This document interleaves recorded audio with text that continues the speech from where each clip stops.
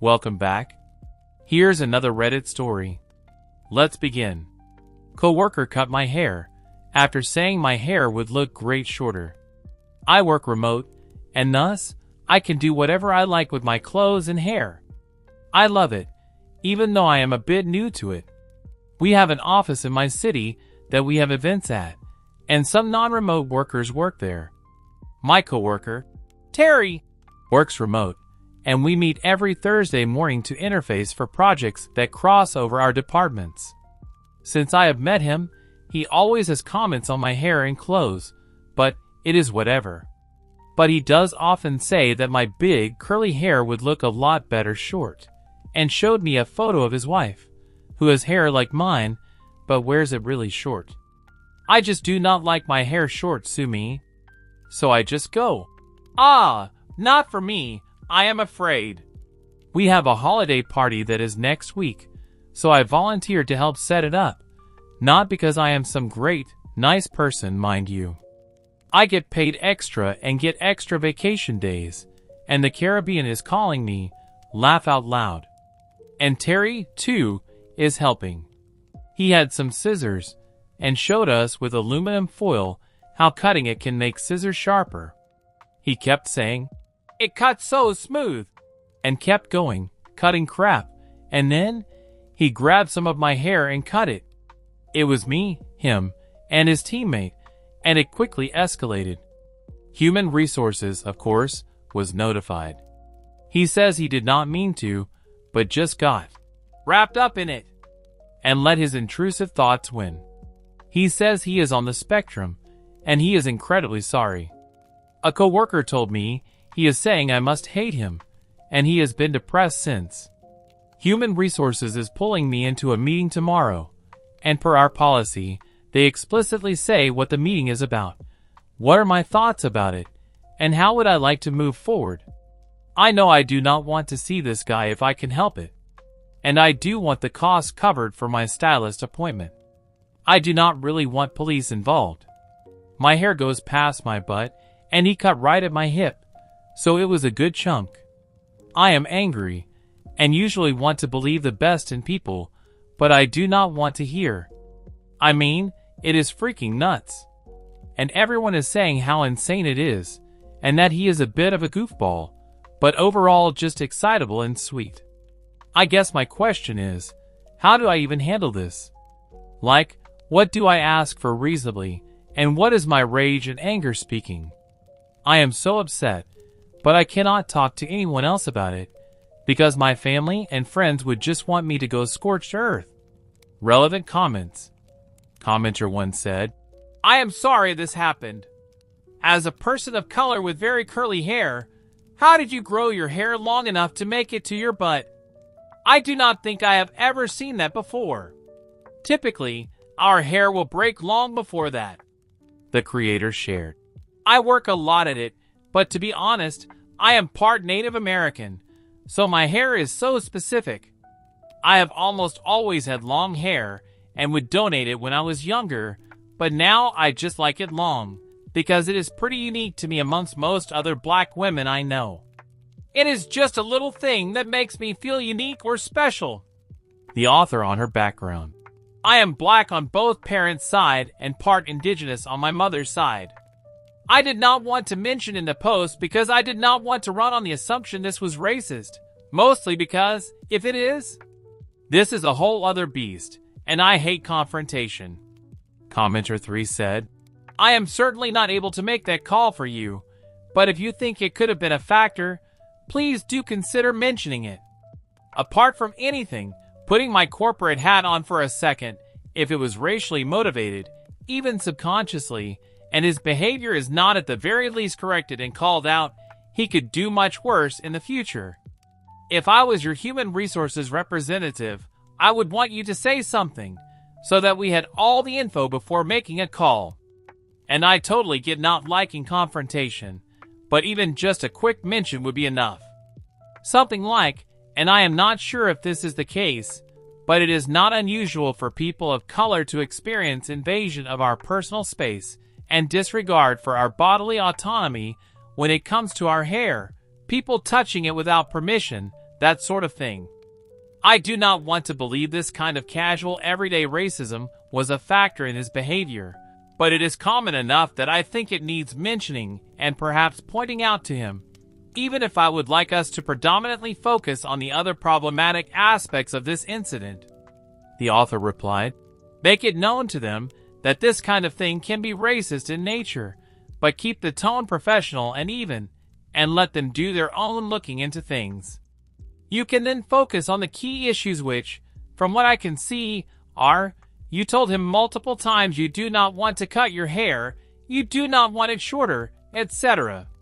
You were very clear about this perfectly normal, reasonable boundary, and he crossed it anyway. He says that he gave in to intrusive thoughts like a child, and that does not inspire confidence for his judgment as a coworker. What about his next intrusive thought? What if it is worse? Cutting your hair without your consent is considered battery in some jurisdictions. Double check if this is the case where you live." So he potentially not only crossed a personal boundary, but a legal one. He is now trying to use being on the spectrum as an excuse for his behavior. I am telling you right now, me being neurodivergent does not excuse me being a shitty person or doing shitty things. Sometimes it might be a reason if I fail to read the room, but my God, outcome is far more important than intent. Even children understand that you might not intend to hurt someone's feelings, but if you did, then you say sorry and adjust your behavior.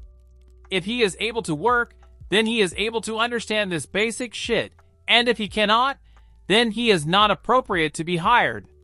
Maybe that is harsh, but as someone with ADHD,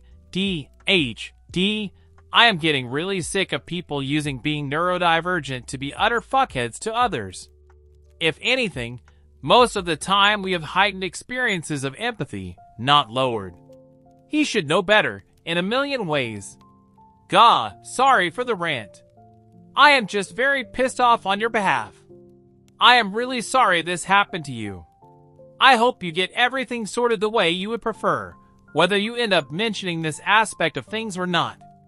Do what works for you, and what you are comfortable with. What a genuinely stink situation," the creator shared. "I did not get to reply before my meeting, but I took all of your advice on board. Thanks for such a thoughtful comment." Update 1 next day. I am at a pub near headquarters enjoying a beer, because I am off for the rest of the day and can. I went into the human resources meeting and it went like this. I took a lot of advice from your comments and also broke down and explained it to my mom, best friends, and of course my partner. All were livid, but I got good advice from them as well. So how about that Crown Act? Also, in my state, this is a huge deal both locally and federally. So, I have further confirmation I was not overreacting and being rattled and pissed. I preemptively sent a formal email to Human Resources asking for the records, as this is a police matter, and requesting their cooperation. That got attention, as now, instead of just meeting with a representative from Human Resources, the meeting changed by the time I logged on this morning to have new names added to the calendar invite. I sat down with Ann, who is my direct supervisor, Gary, the Human Resources lead, and Leon, who is the supervisor of the offender. First was a long apology. Very Human Resources. This should never have happened. And we take these matters very seriously, etc. Then they talked about what they have already done. He is currently suspended, written up, and if he returns, he will need to do mandatory training. This has all been documented with witness statements that will be shared with me. I am given the option to work now directly with Leon on matters that branch from my department into his. They reminded me that my job offers free therapy through an online program, but I am already in regular therapy, so they have offered to cover this month via reimbursement. I am given paid leave through to January 6th, effective as soon as I walk out from the meeting. I will still be paid for my time on the party, and the bonus is promised to me for working on it, but I will no longer be required to assist with prep going forward. Then they gave me the floor, asking what, if anything more, I wanted done. How was I? I started with thanking them for their attention on this matter. I mentioned that while I do want to believe the best in people, it bears noting that this can be viewed as assault and possibly racially driven. I explained that ethnic hair takes a lot to maintain, and as a black woman, I do a lot to ensure its health and length. I reiterated his repeated comments about my hair, and how I felt this might have been targeted, and I do not ever want to be around this man again. I will be filing a police report on the matter due to the seriousness of him not only touching me without permission, but using a dangerous object to cut my hair. I had said that I have sent images to my hair stylist and expect to be reimbursed for the services of managing my altered hair. They asked how much that might be, and I said I was not sure, as I have an emergency appointment this Saturday, and spoke up and said that might not be possible, but gave it to Gary in the form of a question. Gary said he needs to see about it, but Leon spoke up and said that he, as a black man, would be shocked if they did not cover this, and reinforced my point that black hair care is expensive and time-consuming. He spoke of the culture of the company, and how we are supposed to not only be against discrimination, but claim to be anti-racist. It would not be right to not make this offense whole because Lily is being so calm right now, and I am impressed, because that is some next-level racism from where I sit. I did confirm that I am shaken and very, very angry, but also a professional, and I want this meeting to be productive. Ultimately, Gary gave me a tentative yes, and I requested an email confirming all the points and promises made in this meeting. I received that about an hour ago, with confirmation that I need only send an invoice or receipt to Gary. In the meeting, I was told that an email has been sent directly to Human Resources, but addressed to me, from the man who cut my hair. They said I do not have to read it, but they will send it to me if I want. I did, for at least the sake of having a confirmation and confession possibly in the email. All in all, I think things went okay under the circumstances. I did show them the damage to my hair, and Leon was visibly pissed. I honestly think the guy will eventually just be sacked, if not for this, for literally any other reason just based on his boss's behavior towards this. Last night I cried about my hair. At the time I was feeling like I was being a crybaby. It is just hair at the end of it. But it occurred to me also that it is a big part of me and my identity, and it gives me a tie also to my indigenous roots. I did say that in the meeting too, but it is just heartbreaking to me. Nothing is undone. My stylist said based on the photos, I will need to at least trim a bit off the bottom. A commenter suggested a smile shape, so I suggested it to my stylist, so we will see. My mom, who is easily the best mom in the world, sent me a text right before my meeting ended to ask how it went, and I told her everything I told you all. She said she was proud of me for standing up for myself and gave me a push to alert the police. So I will. She wants me to sue also, but so far is only lightly suggesting it. It just sounds stressful, and this was already traumatizing, so I think I will worry about that after the holidays. Now though, I have a lot of time to burn. I am not used to having no work. I used to work multiple jobs, have side hustles and all that, but after I got this job, it has great pay and benefits, and I now make enough to live comfortably without fear of being short on rent or skimping on the food budget to make ends meet. That is why I put my all into it. I have been commended multiple times already there, and if I do say so myself, I am a great employee. It was nice to have that little reflected back, but I have to admit, I am still angry. I also feel some sort of way about, and in the meeting. She was nice to me, and handed me a tissue when I teared up, but otherwise looked so uncomfortable to the point that it was pretty distracting. She looked like she was being tortured, and I was like, girl, no one is having fun here, get it together. But I am in my feelings and I know that. So now, I guess I need to figure out how to fill my time for a while. Trip? Decorating? New hobby? Old hobby? Thoughts? I could use suggestions. Lastly, it occurs to me a lot of folks in the comments have been following my insane life, so I wanted to thank everyone for the direct messages with uplifting words, jokes, hair care suggestions, and the like. It really makes this awful situation easier. So from my heart to yours, I wish you all such a lovely holiday. I know they can be hard for a lot of people. I hope you can all find a little joy regardless. Edit. I wanted to quickly update now that the day is over.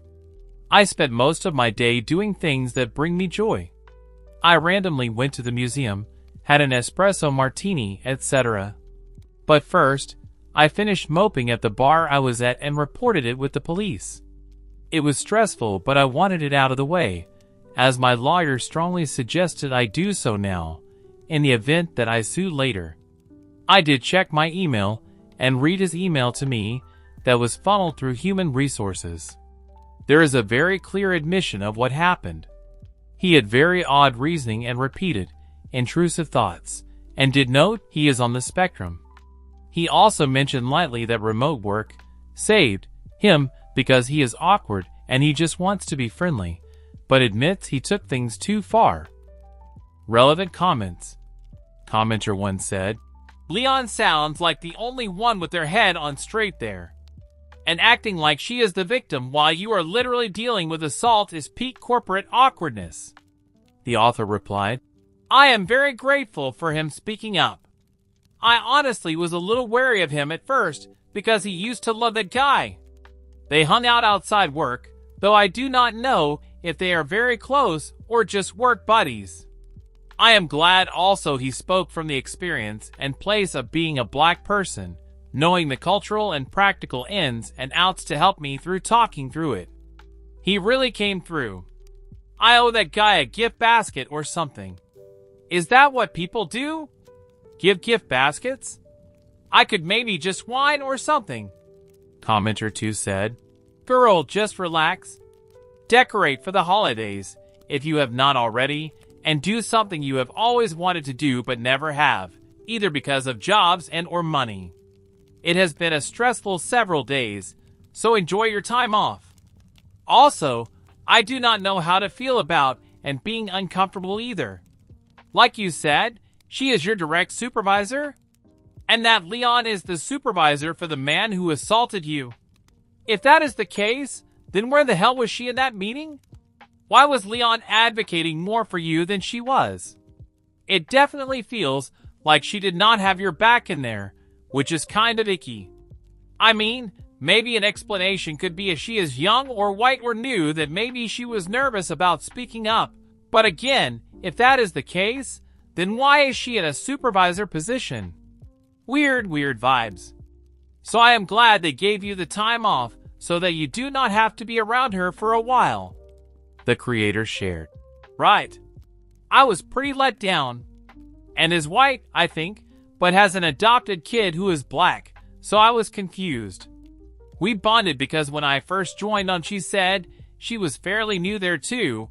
She had been there for like 4 months before I came along, and then randomly asked me about black hair because she has no clue and her daughter's hair is a mystery to her.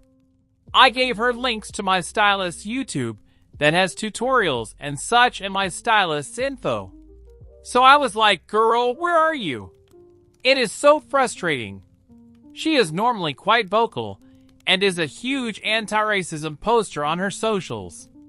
Her wife is a person of color too, just not black. Ugh. The original poster should get a lawyer involved if things are not being resolved. I actually have a lawyer due to past issues, so I copied her on the emails. I think she is on vacation right now, but she did send me a short text confirming she is following along. Commenter 3 said, being autistic is not an excuse to cut someone's hair. That guy even attempting to shift blame is awful and makes the entire autistic community look bad. I am livid for you, random middle-aged white lady. And I am so happy that Leon stuck up for you. But again, livid that they needed someone else to validate your need. the author replied. I appreciate you. It is upsetting, and when I told a close friend of mine who is on the spectrum, the moment I said he mentioned he is too, she was like, oh hell no, and had the same reaction, which helped me a lot. Also, Leon is awesome, and I remembered that he really likes Star Wars, so I am actually going to make a crocheted Death Star for him, and then give everyone a small gift bag and add to his Death Star a note thanking him. He really was the most valuable player. And he also sent me a text asking if I was okay and seeing if I needed anything.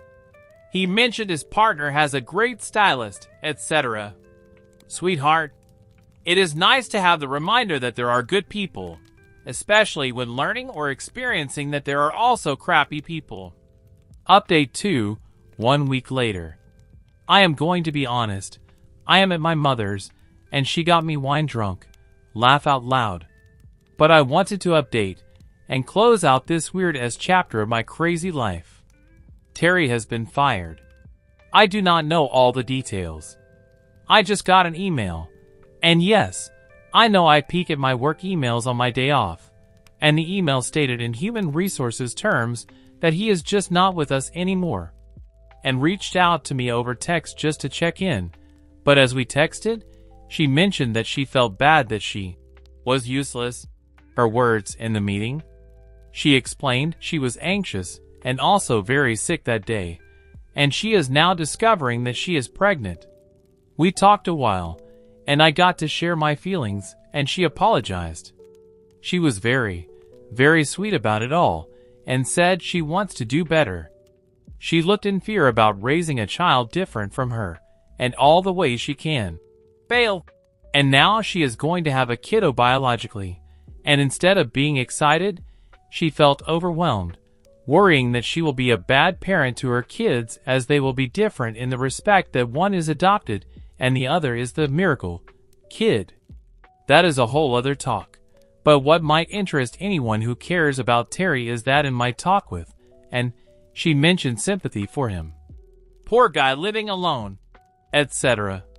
I was like, well, he has his wife. And she said, no, he does not. They have been in the process of divorce since she worked there. I was confused because when I talked to him before the incident, he spoke of his wife as if she is right there in the other room, cooking dinner, etc. Nope. She moved out of state. And said from what she heard, he has a photography business on the side. But he is losing business. His wife is the woman he showed me in pictures. I got curious and was bored, so I tried to look her up. She was not hard to find.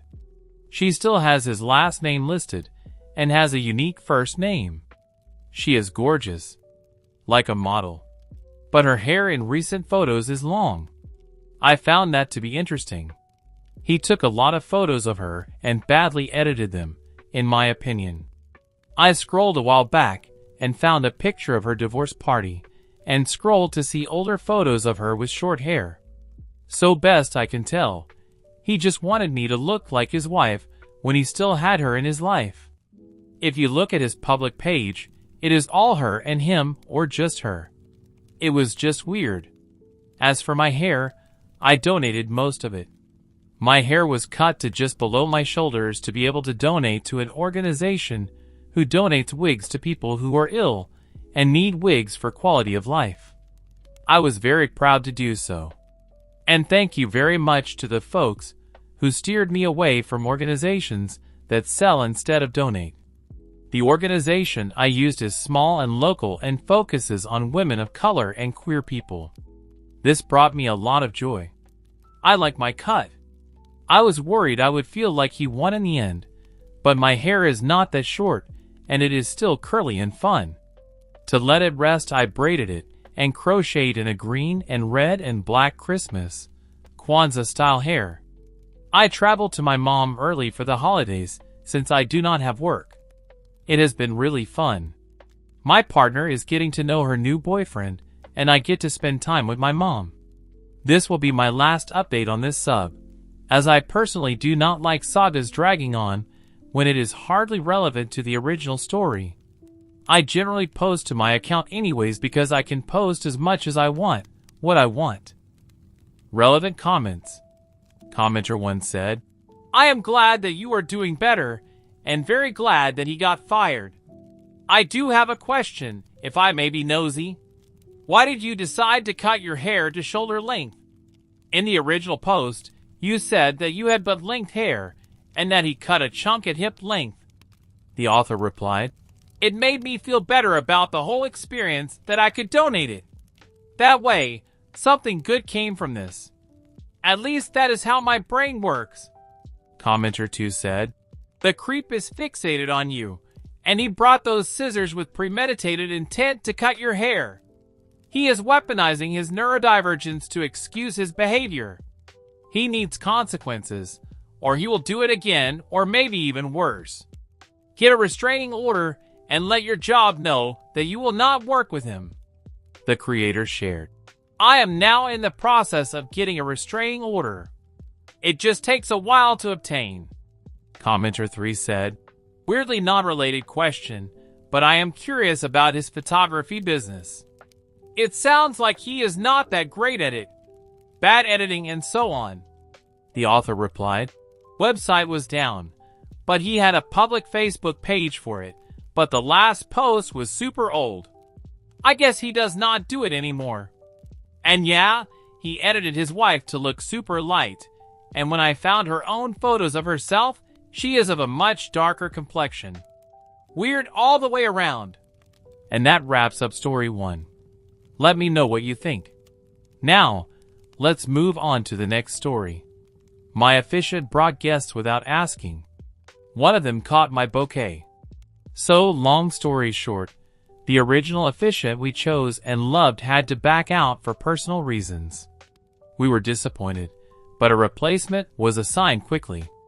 The original choice told us the replacement was very professional and would perform the ceremony perfectly. Cut to the end of the ceremony, we do the recessional, and I noticed 2 women I've never seen in my life sitting in the back. One was wearing a sparkly, deep V-neck club dress that had her breasts on full display, but thankfully the other guest and the officiant were both dressed for the occasion. I was not asked if the officiant could bring guests. I was asked if she could stay through the reception and said yes, but never approved extra heads. We had a pretty strict guest list, so that was frustrating. Cut to the reception. It's time to do my bouquet toss. I'm excited to see which of my friends or cousins catches the bouquet. The toss happens, I turn around, and the complete stranger in the sparkly dress is holding my bouquet while jumping around, screaming and laughing. I was flabbergasted. Not one of my guests celebrated with her, so she was just alone, dancing around with my bouquet, while everyone else awkwardly tried to just move past it. People were walking up to me all night asking me who she was, why she was there, and why she thought it was acceptable to insert herself in the crowd for the toss. It's been 3 days, and my coworkers are still talking about it. November 25th. I just went onto the company's Instagram page and saw that the original officiant, who backed out due to having surgery for his knee scheduled on the day before the wedding, performed a ceremony on the same date and time as my wedding. This part is a lot harder to laugh off. I am livid about this lie. Edit November 26th. The county called to let me know my marriage license was received, so I have posted my reviews on all sites I could find them on. Edit November 27th, Thanksgiving Day. I hope I dreamed this, but I just got done arguing the facts with the officiant who was not there, because he lied and performed another ceremony instead. I have heard nothing from the replacement, who brought her inappropriately dressed friends. Relevant comments. Commenter 1 said, I'm sorry this happened to you. Very unprofessional on the officiant's part. I'm not sure if there is a place to report them, but I definitely would look into that. For your coworkers to keep bringing it up is very mean and rude. You are obviously upset about it, understandably so for them to keep bringing it up is not okay. The author replied, Honestly, at this point I'm laughing it off. A good friend gave us the gift of being our videographer, and he got that moment on film. My face is priceless. He recorded the whole toss, her catching it, my guests being like, "Who the heck is this woman?" And then he quickly pans over to my face where I'm like, and then he hits me with a dramatic zoom. It's actually hysterical. One of my bridesmaids went up to the woman's table and stole the bouquet back, and we gave it to our friend that should be getting engaged very soon. Commenter 2 said, "Sorry this happened." The officiant and the sparkly woman's actions revealed a lot more about themselves than about you. Don't let their choices ruin the fact that you got married. You can mention the surprise guests if you ever leave a review for the officiant. The original poster shared. I will definitely be leaving a detailed review and attaching the video of this happening when I do. My face when my friend zooms in on me says it all. My flabbers were gasted. Commenter 3 said, "Did you pay the officiant? I'm glad you can laugh about it and that no permanent harm was done, but good Lord was that unprofessional. And as such, I think a refund would be more than called for." The creator replied, $375 total. On not letting the moment ruin the wedding memory. It was definitely a great party, and I refuse to let a bad 3 minutes ruin my memory. I married my best friend on Saturday surrounded by friends and family, and that's what really matters the most. Commenter 3 said, "Why did you say yes? You literally chose this, and now you're mad about it." The author replied, "We told the officiant, one person, that she alone was welcome to stay for dinner and have some drinks from the open bar.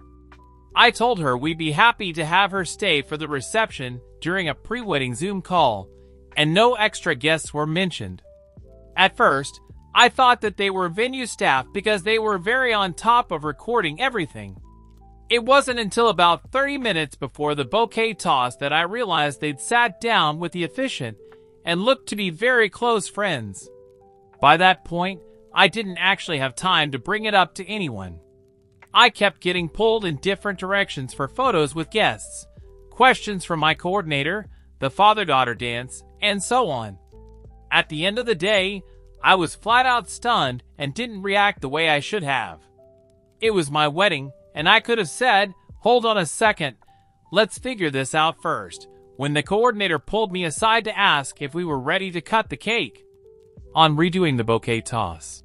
That's what my stepmom said, but by that point my bridesmaid had already stolen it back and given it to our other friend. Did the author get a chance to speak with the original officiant about those extra people? I didn't even have time to approach her about it. We had 100 guests, and I was doing my best to spend meaningful time with as many people as possible. I barely had time to eat. Why didn't the coordinator or anyone from the creator's entourage step in and deal with the extra guests? The coordinator was told the couple said we could stay when she asked them what they were doing. My girls didn't realize what was actually happening until after the bouquet toss, and everyone was so stunned we didn't act when we should have. Additional information on the original poster not being upset about the extra guests and taking the bouquet from the woman who caught it. I wasn't upset by that point. My friend group and I were kind of cracking up at the audacity, and I was so happy with the wedding otherwise that I was over it kind of quick. We had friends and family come over to the house after and spent a good amount of time roasting the lady. It's kind of hard to kill my vibe when I'm in party mode. I get over things quick. I just wanted to share the story because everyone I've talked to that was there thought it was completely insane. The bouquet was stolen back. It went to the person I really wanted it to go to. My guests are expressionate, loud, and give no fucks, so I'm sure she heard what an ass she made of herself in passing too. The author clarifies on paying the officiant and getting a refund due to the extra guests. We had to pay before the ceremony was done, but like I've said in some comments here, I'm going to approach them about a full or even partial refund and leave reviews detailing my experience. I'm just waiting to find out that our marriage license was received first, because I would hate for them to become vindictive and throw it in the shredder or something. Update, 4 days later. I am sadly not here to share a happy update.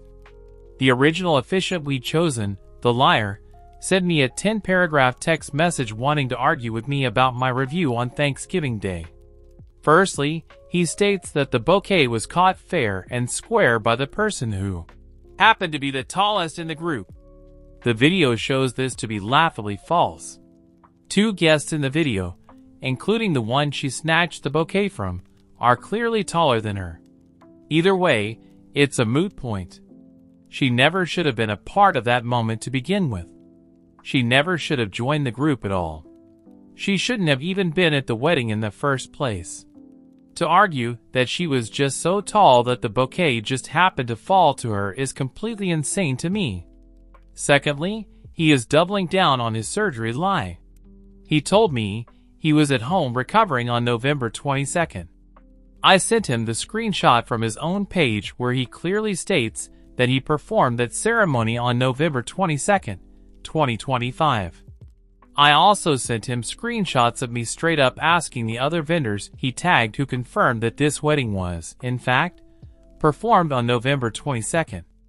I sent him screenshots from the bride and groom's Instagram pages showing that their wedding was on November 22nd. He is literally in a photo with a welcome sign that shows the date of the wedding as 11/22. I can't even begin to understand what he thinks he's doing by repeatedly lying to me about this. I did attach all screenshots with explanations to all reviews on the 6 platforms I've posted them on so far. Thirdly, he says that officiants never stay for the reception and always leave immediately following the signing of the marriage license. He says that the replacement only stayed at our direct request.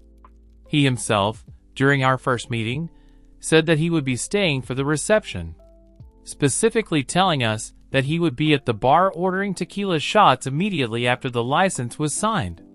That should have been a red flag in hindsight. Because he told us that he would be staying for the reception, we told the replacement that she could as well during our get to know you meeting with her. We did not approve extra guests coming with her, nor did she even ask about bringing anyone. Relevant comments. Commenter 1 said, "Please include his insane responses to your reviews in those reviews. People need to know what a loon this guy is." The author replied, "I did. My reviews are extremely detailed and included screenshots of everything. I let him know that I would be adding screenshots of his texts to my reviews to highlight his horrible attitude. He said my attitude was the problem and that he was being a professional." Commenter 2 said, "Also report him to the licensing department, your county's clerk of courts."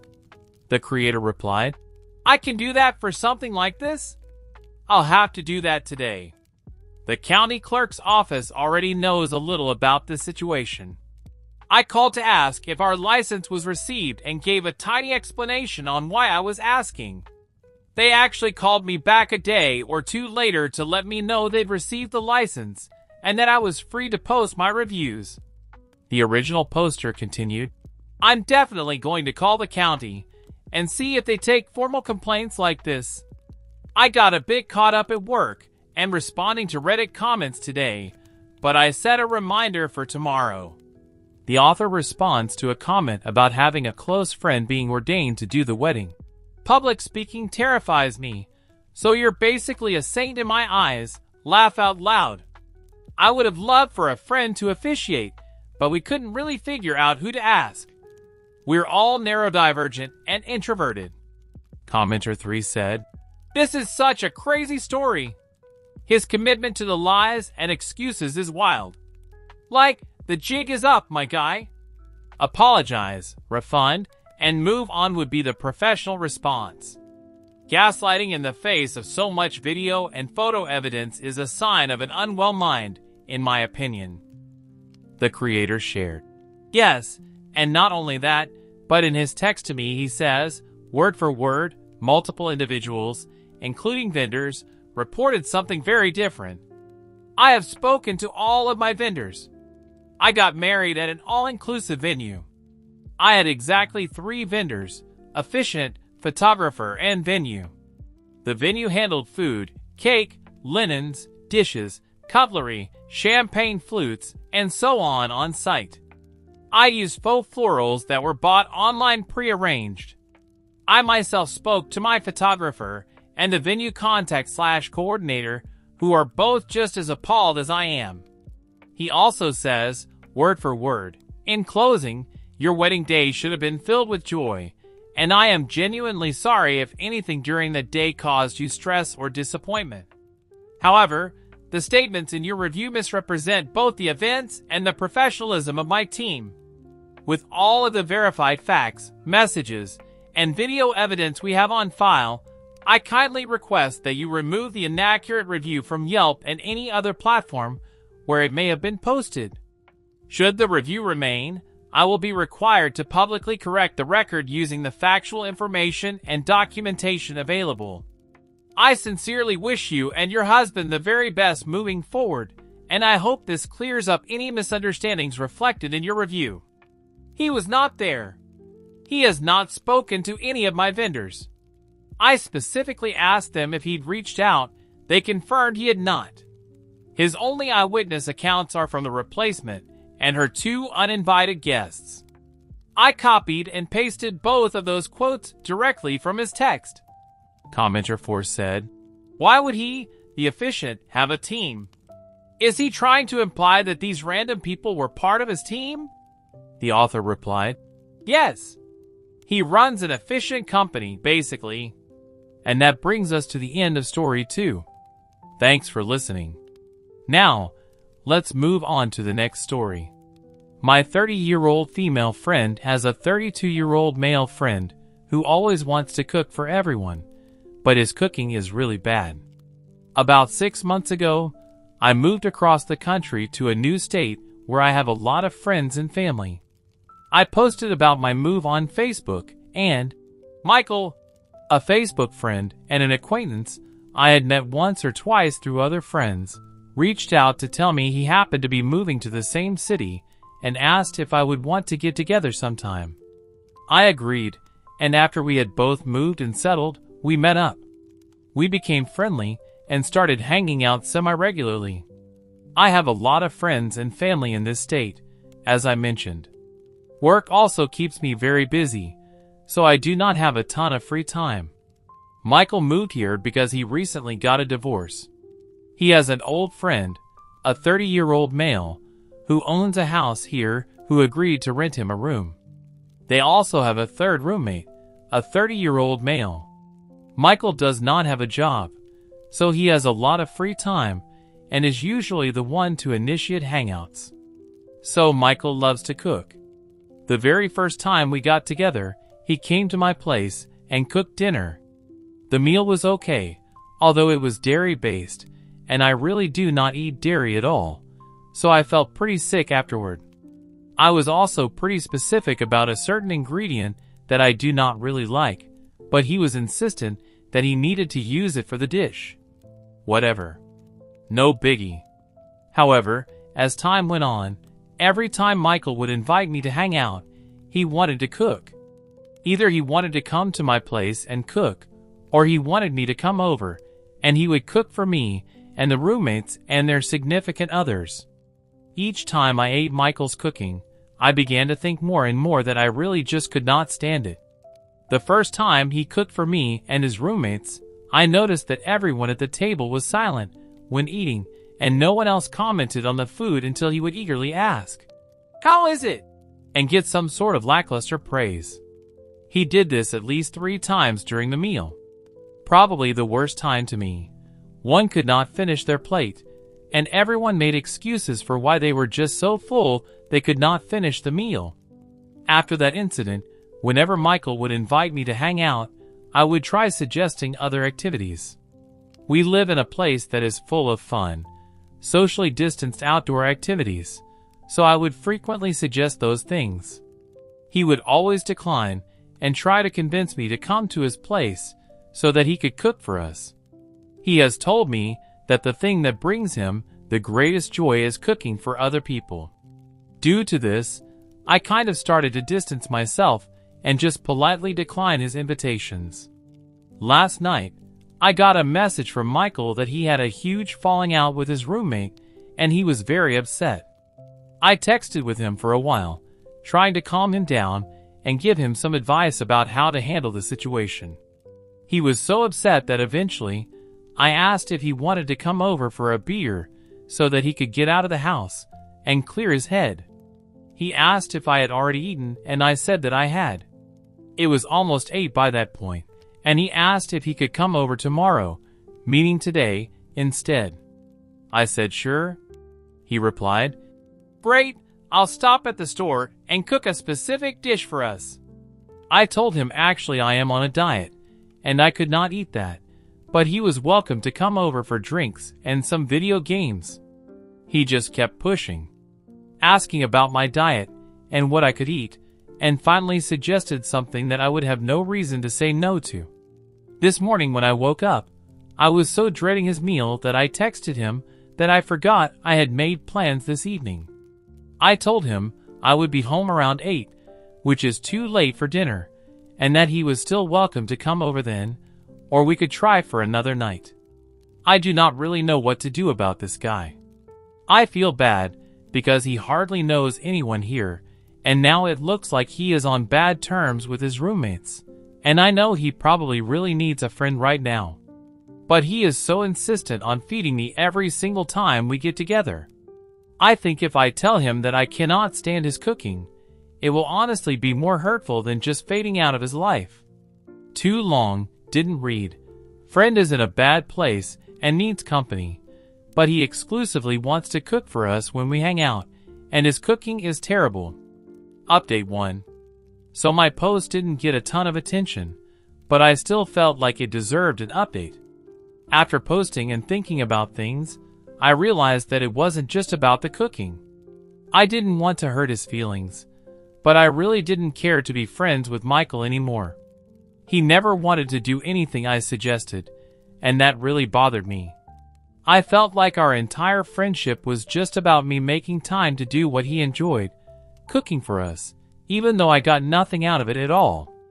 After that, I started to distance myself from Michael. I would put hours between answering his texts and politely decline any invites. I was also in an accident a few weeks ago, and I'm now on a medication that makes me very tired, so I have limited free time. Then, one night around midnight, I got a text from Michael saying that he was worried about me. When I asked why, he replied with, "You used to be my best friend, but now you just ignore me." There were a bunch of typos, so I could tell he had been drinking. I told him I had been busy and also pointed out that I had actually invited him to do a lot of things with me, but he always turned down my invites. He acknowledged that was true, apologized, and said that in the future, if I asked him to do things I enjoy, he'd be sure to accept. 3 days later, he messaged me again asking when I was free to hang out. I replied, "What do you have in mind?" I wanted to hear what he wanted to do before committing to hanging out. He kept pushing, just saying he'd like to see me, and he'd be available anytime I was free. I finally gave him a time frame, to which he replied that he'd love to come over and cook for us. That was just the final straw, so I sent him the following message. "Hey, so to be honest, you're a nice person, but I'm not interested in hanging out tonight or at all. The time that we have spent together has made me realize that we don't actually have much in common, and when you weren't into any of the stuff I enjoy doing, I lost interest in the friendship. Combined with the fact that I still have so much pain from my accident, it just seems like too much effort. No hard feelings. I really do wish you the best." I blocked him after that. Maybe I'm a jerk for the way that I handled the situation, but life feels too short to waste so much time doing what other people want.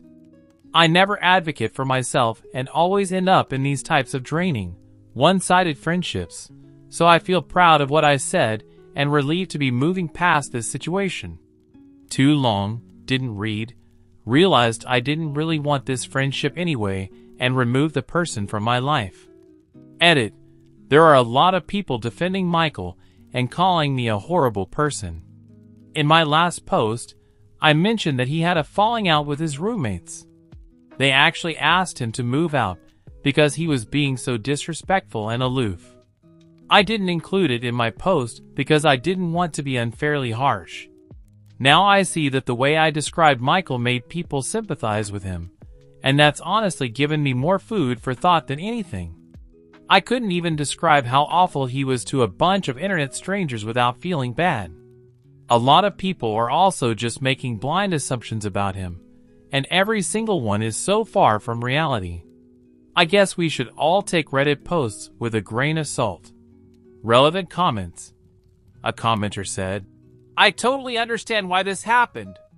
Unfortunately, Michael probably thinks he's trying hard to be social and puts effort into his friendships, so he just can't understand why he doesn't get the same effort back. He's probably lonely, and you can find a lot of lonely people complain about this. But he's awkward and has a hard time reading or understanding your cues, or I dare say caring about your cues and messages about what you do and don't want to do. It's hard to be friends with someone like that, and to be honest, Michael probably doesn't have a lot of friends." The creator replied, "Very insightful. I mentioned at the end of my post that I end up in a lot of friendships like this. I have sympathy for people like this, and usually endure the friendship because I feel for them. But honestly, I think I'm at a point in my life where I'm just over being that nice person. Friendship needs to go both ways, and I'm tired of giving so much time to people who I get no enjoyment from being with." The user Recycled Air noted, "I wanted to hear what he wanted to do before committing to hanging out. He kept pushing, just saying he'd like to see me, and he'd be available anytime I was free. He was trying to act on your previous feedback and wanted you to suggest something you wanted to do before he suggested anything. You forced his hand by pushing him to suggest something and blew up at him when he offered the one thing he thought he was good at that would help you out, which you've never once told him you didn't enjoy but continue to do." The author replied, "I didn't want to put seemingly unnecessary detail in my post. I have invited Michael to go hiking at least 4 times. I have also invited him to go ice skating, snow tubing, skiing, driving in the mountains, and even on a weekend trip to a nearby state. He has declined every single invite, instead asking me to come over and try his cooking or watch TV. Edit to add, I even offered to pay for him on the more expensive activities, even though he doesn't need me to, as an incentive to get him to join." A user said, "Those are all super physical activities, and he sounds like more of a homebody if he likes cooking and watching TV.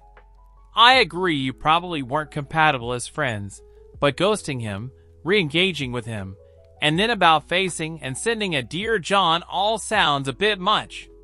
And you were never honest with him in any of it. I just really feel for the guy. Damn." Another commenter replied, "I mean, I like to cook, but I'm good at it, laugh out loud, and watch TV, and I would never want to do any of those activities. Not even if someone else paid, not even if someone paid me to do it, laugh out loud. But I know this, and I avoid having a good friend status with anyone because I don't want to socialize the way other people do. I've pretty much done the same thing before with a friend. Sent her a message telling her that while I liked her, I didn't really enjoy when we hung out and didn't want to anymore.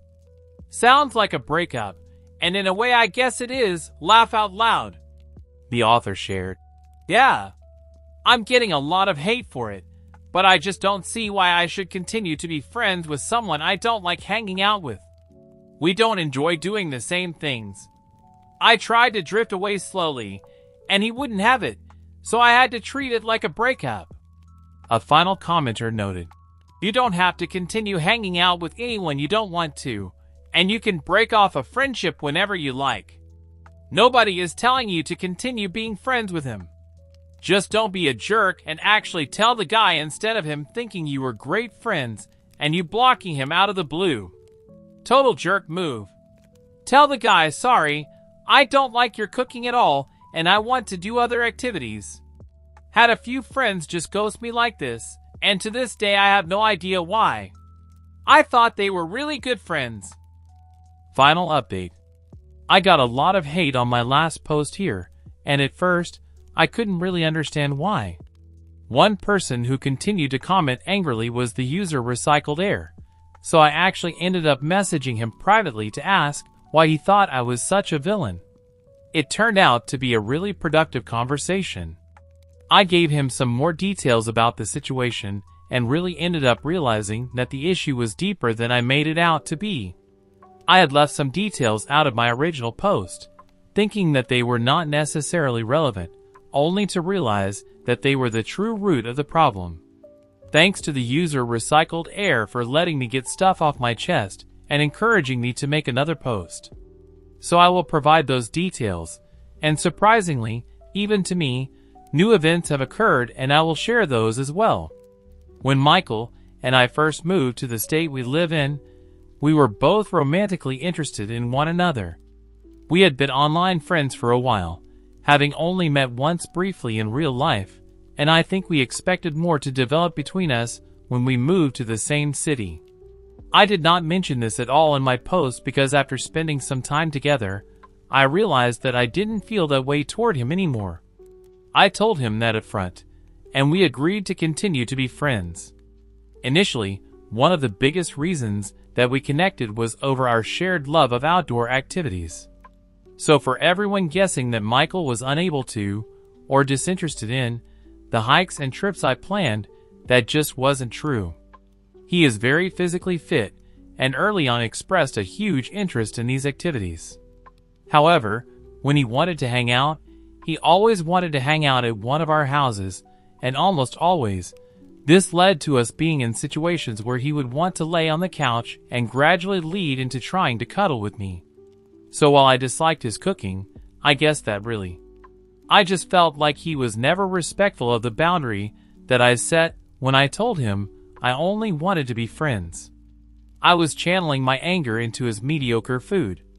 I tried hard to maintain a friendship by inviting him to do the things he had already told me that he loved, but he never wanted to, and this led me to feel like he was disingenuous, which ultimately ended with me telling him off and blocking him. Many people read what I did and saw it as cruel, but I felt like this person did not respect me, and I didn't feel like what I did was wrong. However, there's more. The day after I made the post, I came home from work and found a stuffed animal on my doorstep with an apology note. It just said, "Sorry for being a bad friend." I thought about it for a couple of days and decided that maybe I had been overly harsh. I unblocked Michael, and I thanked him for the stuffed animal. Then, I apologized for blocking him and told him basically what I said here, that I felt like he didn't respect my boundaries, and he didn't really value my friendship because he never wanted to do anything that I suggested. I expected him to be defensive, but he actually apologized profusely. He told me that the situation with his roommates had been deteriorating for the last 2 months, and he was physically and mentally exhausted, which is why he never wanted to do anything. Every time he declined my invites, he could feel that we were drifting apart as friends, but he was focusing on trying to manage the issues at home. One thing he apologized for was being unable to communicate to me what was going on at home. He also recognized that he had pushed my boundaries and tried to move things in a direction that was not platonic, and he apologized for that as well. In fact, he sent me a very long, seemingly heartfelt message that I really found touching. He told me that the day that I sent him that message and blocked him, he realized that between pushing away his one friend here and having such major problems with his roommates, he just did not want to stay in this city. The day he left the plush on my doorstep, he also packed a U-Haul and moved back home to his parents' house. So in the last 2 days, we both apologized a lot and sort of resumed our superficial, meme-sharing, internet long-distance friends relationship that we had for a year prior to both moving to the same state. He said he hopes that one day, when he's in a better place, we can meet up again and I can know him as the person he really is. Not that exciting, but I guess a happier ending than I expected. Thanks to everyone who chimed in. Even the criticisms really helped me unpack the issue that I was having. Also, a lot of people really wanted me to tell him his cooking was bad, but I decided not to. It just felt like kicking him while he was down, and ultimately, the cooking was irritating me mostly because of the events surrounding it. Maybe if we hang out again in person someday we can laugh about it, but for now, I communicated what was really upsetting me, and he had the opportunity to explain his behavior and apologize. So I think it was as constructive as it could be. Too long, didn't read, unblocked Michael, and we both apologized. He moved back home, so we are back to being internet friends, and it's okay. And that brings us to the end of today's stories. Each one unfolded differently, but they all shared a common thread: boundaries, communication, and the consequences of ignoring them. Some situations ended with growth and understanding, others with distance. But in every case, the outcome came from people finally saying what needed to be said. Thanks for watching, and we'll see you in the next one.